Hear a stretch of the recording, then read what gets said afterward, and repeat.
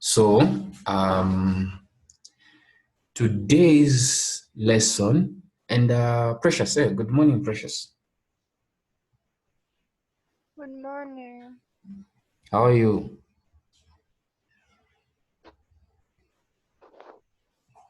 How are you? I'm fine, and how Just switch are it off. you? Just switch it off for me. Oh yeah, wonderful, wonderful. Huh? No, I was talking to my brother here. Yeah, I was saying, how are you? I didn't get your reply there. I'm fine, and how are Yeah, you? I'm also doing great. Um, yeah, so I was just talking to Wisdom about the quiz that you guys had. The good thing with multiple choice, and which is also the bad thing with multiple choice, is that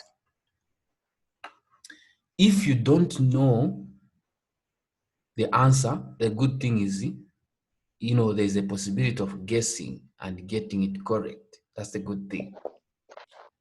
But the bad thing is you might know the answer, might have some ideas, but two answers may be confusing. One answer looks like it's similar to the other answer, so you are now choosing which one. But multiple choice, the thing is, if you know the theory, if you know the ideas behind, for example, static equilibrium, if you understand and grasp the idea of static equilibrium, it becomes very easy. All right. So just a quick one. Do you guys remember that question where there was an arm and in the something like a man holding a ball in the arm, in the hand, and then they were saying calculate the force exerted on the ankle, I mean the elbow, something like that. Do you guys remember that question? Yeah. Yes. So a question like that, of course, you know that it's a question on equilibrium, and you need to maybe use equations of equilibrium, summation of forces in the x-axis, summation of forces in the y-axis, and you compute torque to find the force. But then you don't, sometimes like that, you don't even need to do the calculations. You can just look at the answers, and the right answer will pop up, So there, the right answer was A, which was a bigger force, because when you are holding something in your hand, on your elbow, you need to exert much bigger force than what you are holding. But if the ball that you are holding, you bring it maybe closer to your elbow, you exert a smaller force. But if you take it further to your hands, if you take it further in your hands, it will cause a bigger force to be exerted on your elbow. So sometimes it's just knowing the theory of static equilibrium or the topic that you are dealing with, it becomes easy for you to even choose the right answer, even without getting a pen and start solving, But again, some other questions you need to get a pen and solve something and make sure you get it correct. So I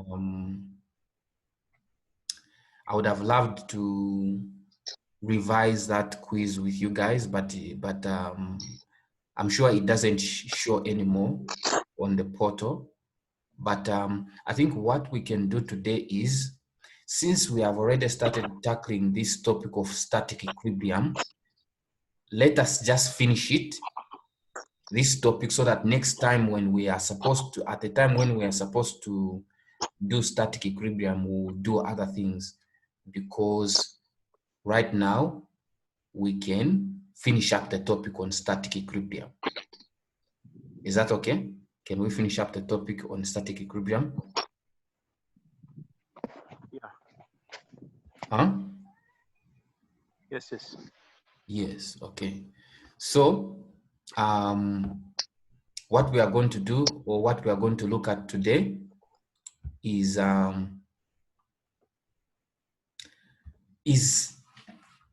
the problem of a ladder. A ladder. Did any question on a ladder come in the quiz? No. Hmm? For the ladder, no. Okay, okay. But a ladder is one of the common questions and one of the interesting problems under static equilibrium. So I would like us to finish up our talk on static equilibrium by looking at the ladder problem. We want to analyze, or we want to actually look and see how we can analyze equilibrium on a ladder. All right. So you might see something similar to this.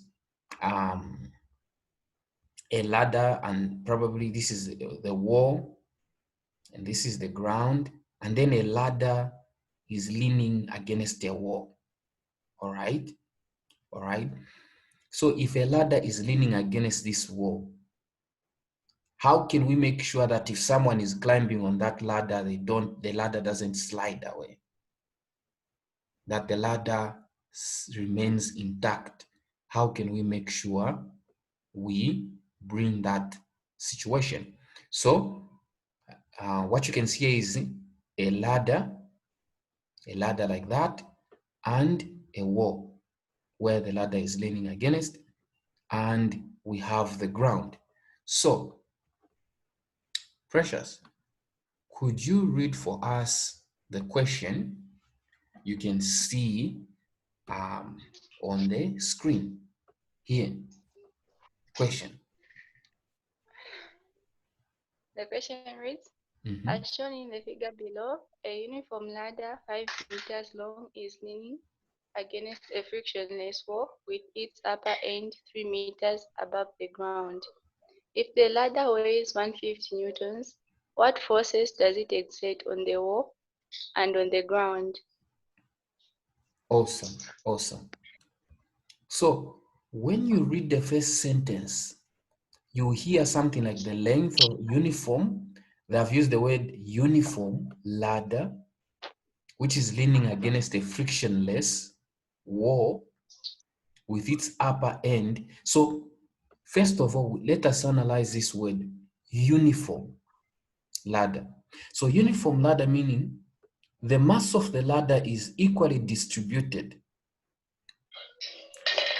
So we don't have a ladder in a situation where on this part it's heavier than on that part. No, this ladder is uniform. And when you are given a uniform ladder, meaning the whole weight of the ladder appears to act on the center. So if this is, for example, like they have said, 5 meters long ladder, like that, this length of this ladder is 5 meters, meaning at the point when it is 2.5, that is where the whole weight appears to act upon. So when you are computing your equations on equilibrium, especially when you are dealing with torque, you will deal with the weight as if it is appearing on the center of mass, center of gravity. That's how they are telling us, even if they give us this value to say, if the ladder weighs 150 newtons, that weight will not consider it to be here, there, or anywhere. We'll consider it to be along this middle part here, middle part. And if they tell us what force does the ladder exert on the wall, it is this F wall. So if the ladder exerts some force on the wall will also exert an equal but opposite force. So the force that the ladder exerts on the wall, this is the point where the ladder makes contact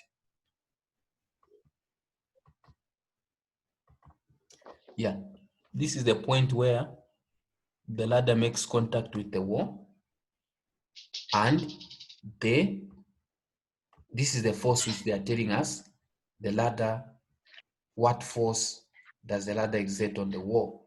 So it is this same force being exerted on that point where the ladder makes contact with the wall.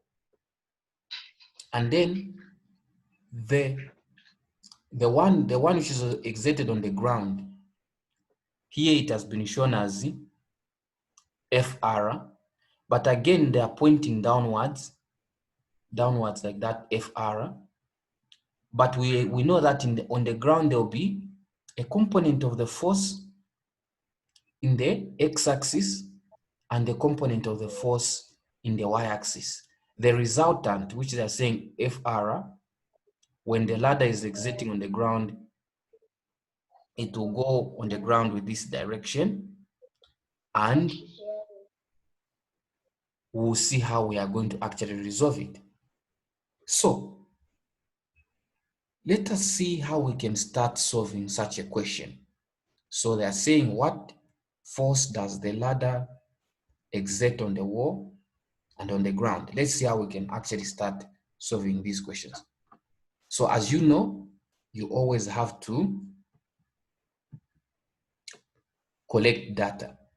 We know that the length of the ladder is 5 meters.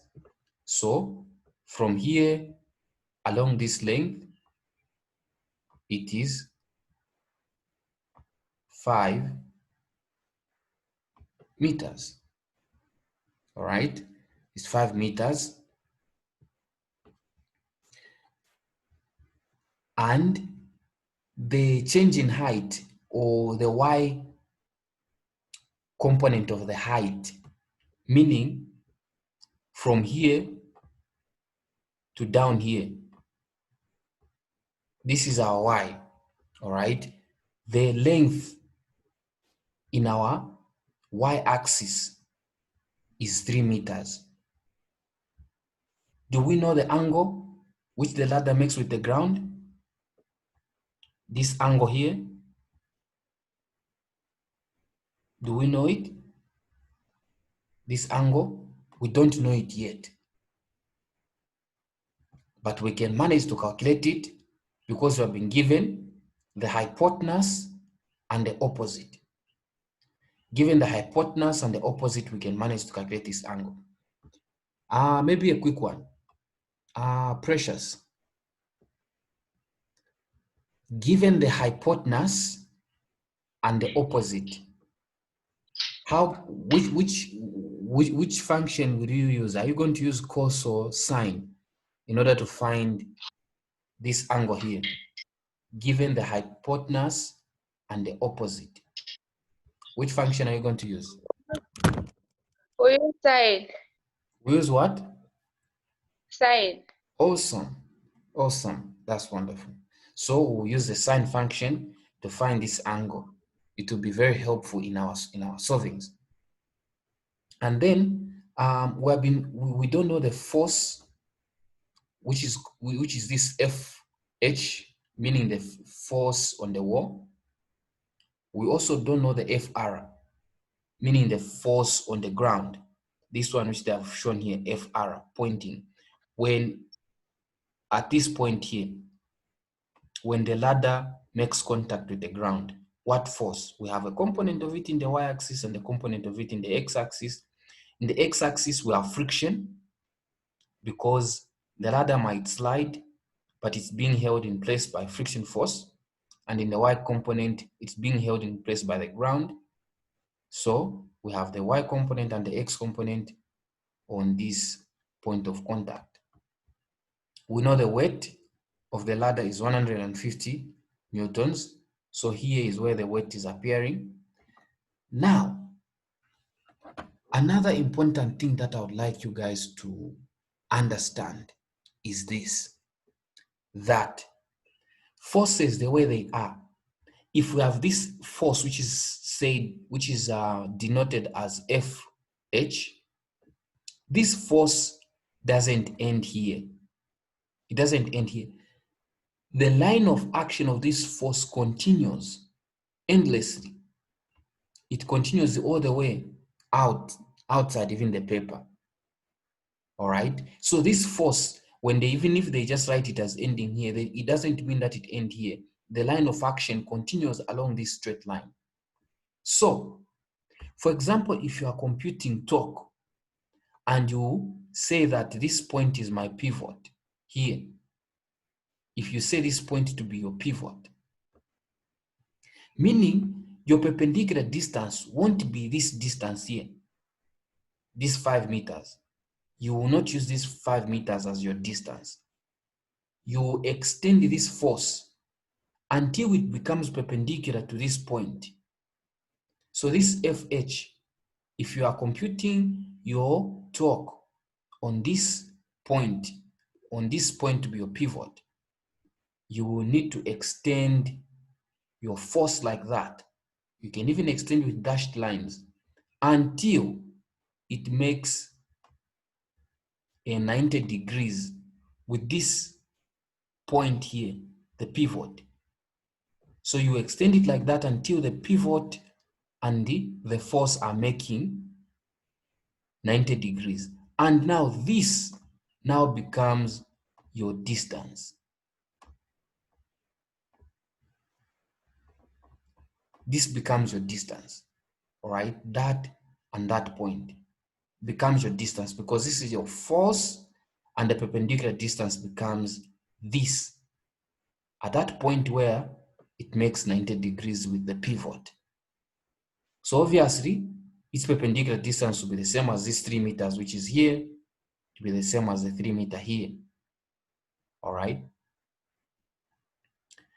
If at all, for example, you picked this point to be your pivot, all right? If you pick this point to be your pivot, meaning this normal force, if you are computing torque on that point, you will not use this distance. All right, remember torque is force times distance. You will not use this distance. You will extend this force, this normal force, until it makes 90 degrees with that pivot. Then you will use the distance. Your distance will be from there to there. Your distance will be from there to there.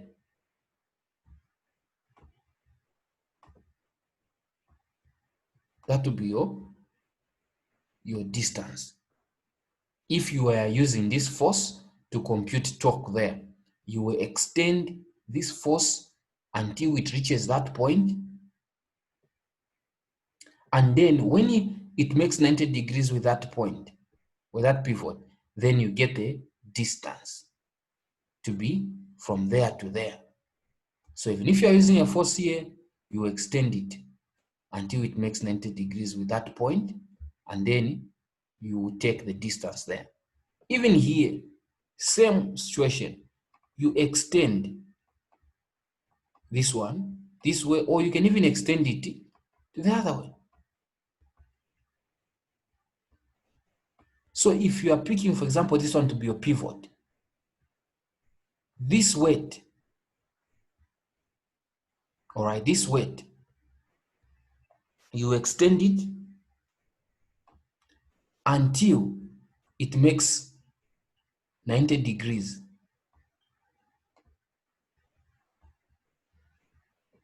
Until it makes 90 degrees with this point. And your distance of reference will be from there to there, where they have been indicated as x2. All right.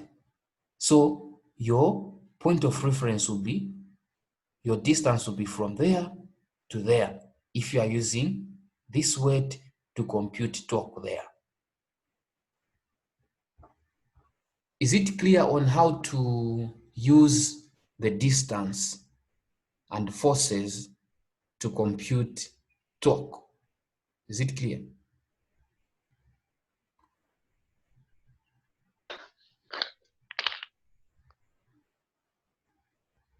Is it clear, Mr. Gilbert? Yeah, it's clear. Is it clear, Precious?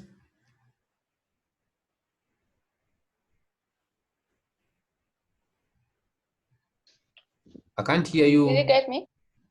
Yes. Yes. It's clear? Yes. Okay. Okay. So if it's not clear, it's to say, but since you have said it's clear, I'll take it like that. Thank you. We can move on. So this diagram now looks like a mess. But anyway, let's continue on. Interesting questions we are going to look at today. So on the ladder problem, we need to make 3 equations to determine its equilibrium. All right. If they ask you a question to say, how many equations do you need to determine static equilibrium of an object? How many equations do you need? Precious.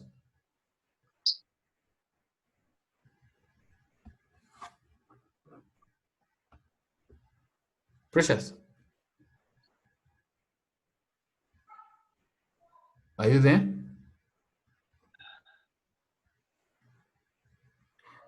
Okay, Mr. Gilbert. How many equations do you need to ensure that or to determine the static equilibrium of an object or system? How many equations do you need? Oh, sorry, I'm back. I was good. Okay, so I was saying, how many equations do you need to make sure that an object is in static equilibrium?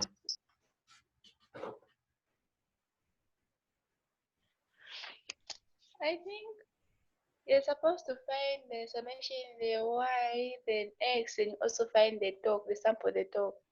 I think 3. Awesome. Awesome. So that is what we are also going to do on this ladder. So on a ladder problem, we need to make 3 equations to determine its equilibrium. In most cases, you need 3 equations to determine static equilibrium of a body or a system. Usually you will need 3 equations. So you will need to sum your forces in the y-axis, and then you look at the diagram. This diagram which we have here, how many forces are there in the y-axis? Someone to quickly help us.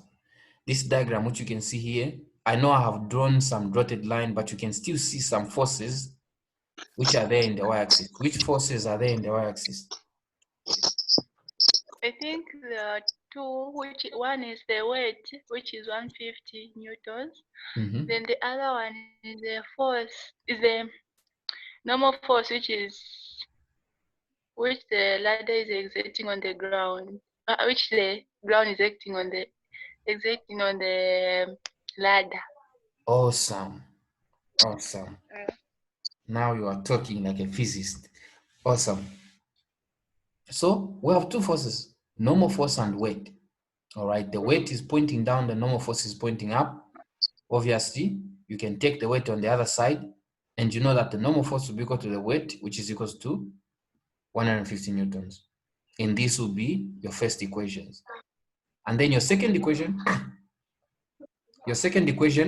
will be summation of forces in the x-axis. And then you realize that in the x-axis, we have 2 forces. We have the friction force pointing towards the positive x-axis and this FH pointing towards the negative x-axis. So we'll do the same. Force Fs minus Fh is equals to 0. Fs is equals to Fh. But we don't know Fs. We also don't know Fh. So we just say it's our equation 2. Hoping that another equation will help us solve one, if not both of them. So let's see another equation that we can implement. We see that we can also sum the torque. Taking counterclockwise rotation to be positive. Remember, I always say counterclockwise rotation is positive. And what does it mean counterclockwise? Counterclockwise is when you are rotating like that. All right. So you are rotating like that. You even show an arrow.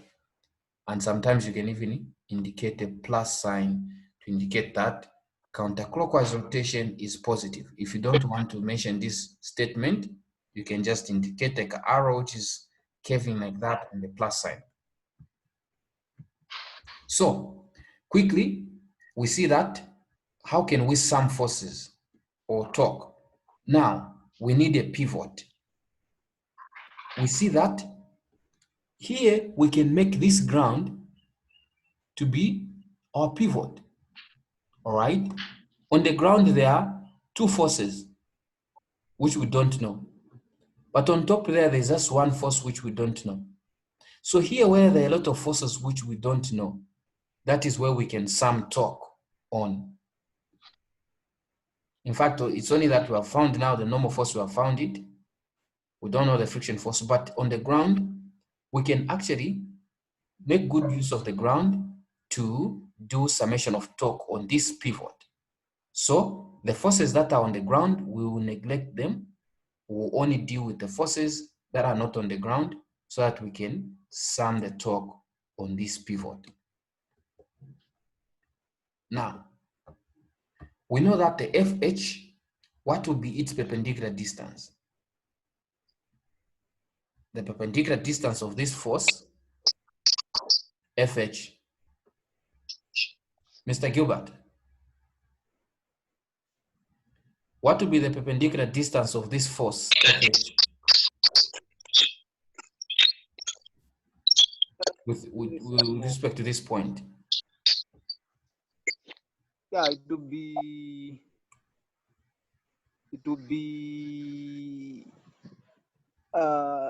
the distance of the ladder sine theta. The distance of the ladder? Sine theta. Theta. All right. Which distance is that now? Is it the opposite or the adjacent? Which one is it? The adjacent of the ladder, sine theta.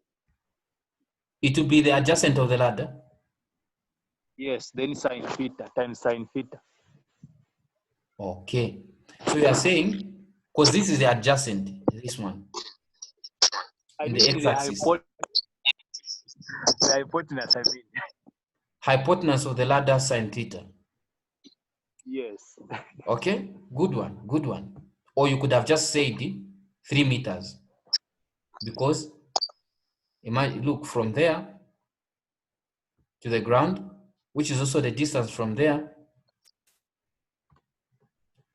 to the ground, is 3 meters. Yes. I think here you said that you do sine, he included the hypotenuse. Like when you've been given an angle, you can also use that one. Because personally, I just, like in this case, I thought maybe just the 3, just get the 3. Now in the instance where you've been given an angle, you can also use the hypotenuse or how is it. I didn't understand what you said. Yes, awesome. Yes, you can also use the hypotenuse sine this angle to get the opposite. But in this case, since we have been given the 3 meters as our opposite, we don't need to compute it that way. We can just plug in as our h. This will be our h. Our h height, we can just plug it in like that. Now, we also realize that we will need to use this force, the weight, because we have two forces. We have the force H here, FH, and we have the weight here. So this weight, what distance are we going to use to compute its perpendicular distance? Precious.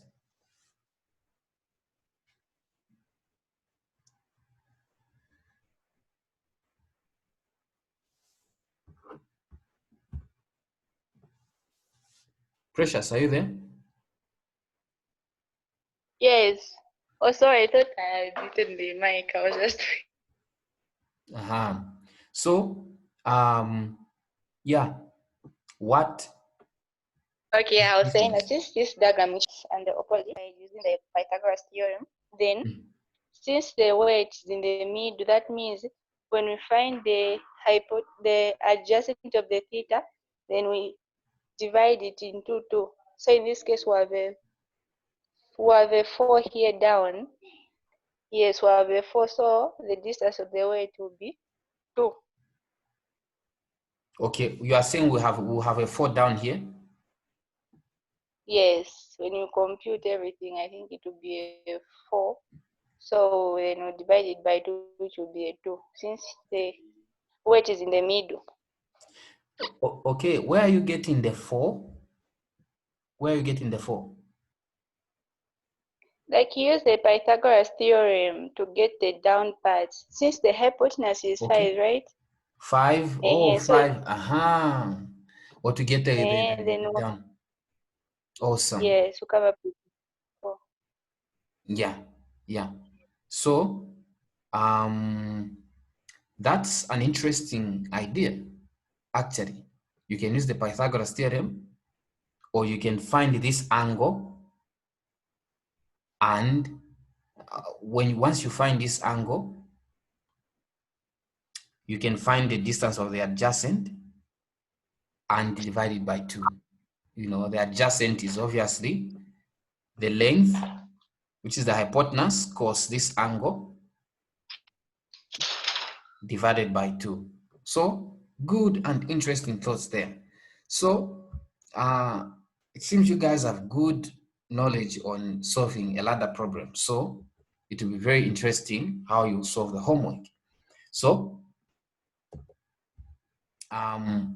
like Precious has said, for the FH, we use the height because the adjacent distance is the perpendicular distance. And then FH, we see that it has a positive torque. Why does it have a positive torque? Because when it is pushing against on this ladder, when it is trying to rotate this ladder, it is going to cause counterclockwise rotation. It is going to pull to the left, from the right to the left, and it is going to cause a counterclockwise rotation. All right. So counterclockwise rotation is positive. But the weight, with respect to this point, it is going to pull like that, and it's going to cause a clockwise rotation. All right. But the ladder will cause a counterclockwise rotation. All right. Counterclockwise rotation, but this one will cause a clockwise rotation. So clockwise rotation is negative. Counterclockwise rotation, as it will go like that, is positive. All right. So I hope you have gotten that point. FH will cause clockwise rotation. FH will cause counterclockwise rotation. It's positive, but the weight will cause counterclockwise. Now we are saying we'll divide it by 2, and L cos theta is the adjacent. We'll be able to find the adjacent by L cos theta and divide it by 2. And then it's just a matter of first now knowing our theta. Our theta is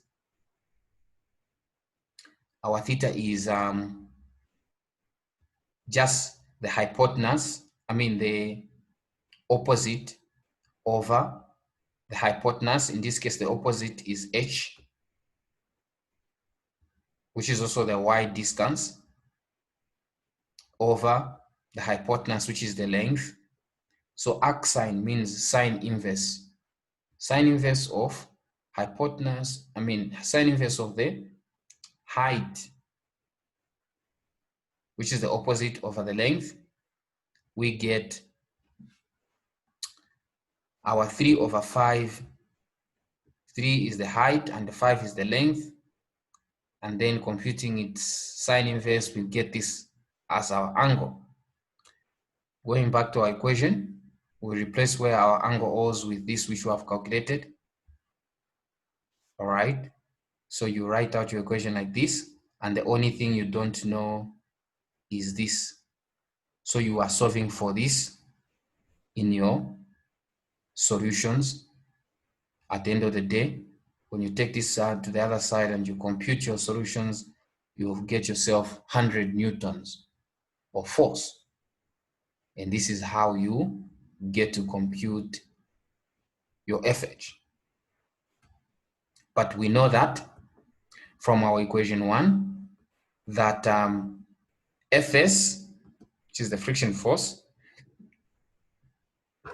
summation of forces in the x-axis, we said Fs should be equal to Fh, our force on the wall. So we have found the force on the wall. Now we need to find the friction force from equation 1. Remember equation 1, we said Fs is equals to Fh. So knowing that our Fh is 100, that should be also the same as our Fs. So we have known our Fs, meaning our force in the x-axis on the ladder. We have known our force in the x-axis on the ladder, which it exerts on the ground. We have also known our normal force, which the ground exerts on the ladder. All right. So we know its y component and we know its x component. Can't we find this resultant force, which is being shown here, the Fr? So now that, first of all, in the first instance, we were able to find the normal, which was 150. And then now we have also found the friction force. So this question, which is saying, what force does it exert on the wall and on the ground? Fr. We can manage to find this Fr since now we know our y component and our x component by simply just using the resultant as square root of x squared and the component of it in the y squared. And you know the component of it in the x squared is the friction force, component of it in the y squared, in the y is the normal. Replacing it with the actual values that we have found, we can find our Fr like this, Fr. So finding our Fr like this is good because that is actually what they're asking. They asked us to find the force which the ladder exerts on the wall, F4. We have found it. And also, even the force which is the exerts on the ground, which is Fr, we have found it. So this is how we go about solving questions on a ladder.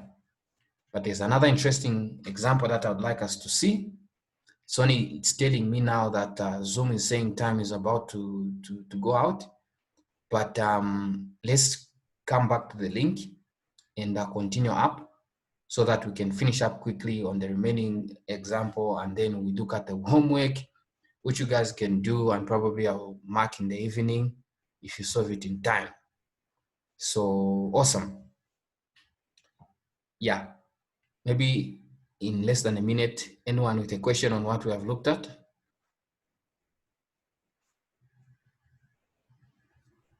Are we clear? Maybe on the free body diagram there. Mm-hmm. Is it just if we, for example, you can just go there maybe. Okay. Yes. Yeah, like you have done there. At first you drew it properly, and then, as you were calculating all